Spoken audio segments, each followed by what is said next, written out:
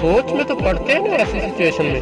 دیکھیے جب کوئی کریٹو مائنڈ انسان کوئی نئی چیز ڈسکور کرتا ہے یا کوئی ایسا کھلونا ہی بنا دیتا ہے جو آج سے پہلے نہیں بنا تھا, اب وہ انسان کہے کہ جب یہ ٹھیک بن جائے گا تو میں اسے آگ میں جلا دوں گا, تو ایک منٹ کے لیے سوچنے کو دل تو چاہتا ہے کہ آخر کیوں, کس لیے اتنی محنت کی گئی.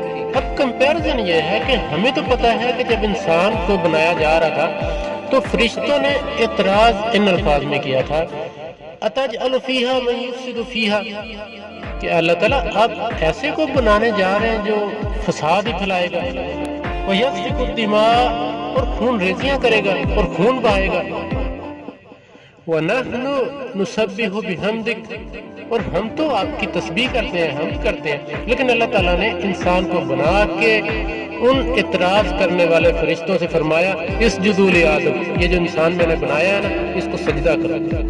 ایک نے نہیں کیا تو اس کو قیامت تک کے لیے ابلیس اور مردود قرار دے کے جنت سے نکال دیا. اتنا زیادہ پیار اللہ تعالیٰ کو اپنے بنائے ہوئے انسان سے کہ اس وقت کی اعلیٰ ترین مخلوق جنہوں نے کبھی اللہ تعالیٰ کی نافرمانی نہیں کی, فرشتے, ان کو انسان کے آگے جھکا دیا. اب دوسری طرف یہاں یہ فرمانا کہ یہ انسان پیدا ہی اس لیے ہوا ہے کہ اسے آگ میں پھینکا جائے گا.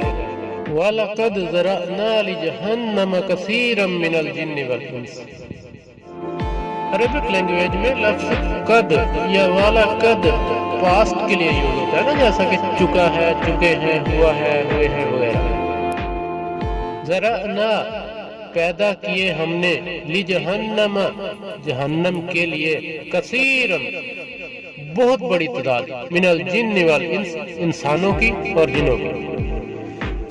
تو ہمیں سوچ میں تو پڑھنا چاہیے نا کہ آخر کیوں. لیکن اگر ہم اسی ایک آیت پہ تھوڑا سا سوچ لیں تو بات بڑی اچھے سے سمجھ آ جاتی ہے کہ آخر وجہ کیا ہے.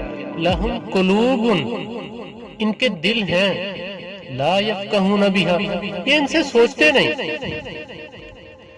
وَلَهُمْ آیٌ, ان کی آنکھیں ہیں, لا یبصرون بہا, ان سے دیکھتے نہیں. وَلَهُمْ آذان, ان کے کان ہیں, لا یسمعون بہا, ان سے سنتے نہیں.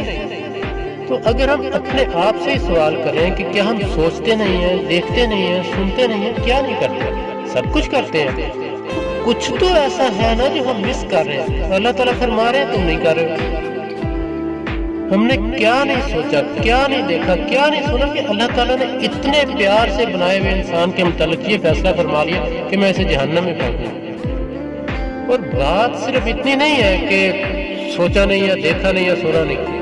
اولئک کالانعام, یہ تو ہے جانوروں کی طرح, جیسے جانور. اور نہ سوچنے سمجھنے والے انسان کو اتنا گرا کے کہ انسان سے جانور کہہ کے بھی اللہ تعالیٰ کا غصہ ٹھنڈا نہیں ہوا. بل ہم اضل, بلکہ ان سے بھی گئے. کہاں اتنا پیار کہ فرشتوں سے سجدہ کروایا, اور کہاں اتنا غصہ کہ جانوروں سے بھی گھٹیا کر دیا. وجہ صرف ایک, اولئک هم الغافلون, یہی لوگ ہیں جو غفلت میں پڑے ہوئے ہیں. تو ہمیں اس غفلت سے کون نکالے گا؟ یہی قرآن جس کو ہم نے چھوڑ دیا ہے, یہ شاید بھول چکے ہیں. اگر ہم اسے پکڑ لیں, اسے سمجھ لیں, تو ہم فرشتوں سے اعلیٰ مخلوق ہیں. اور اگر ہم اسے چھوڑ دیں اور بھول جائیں تو ہم جانوروں سے بھی گھٹیا ملیں. اللہ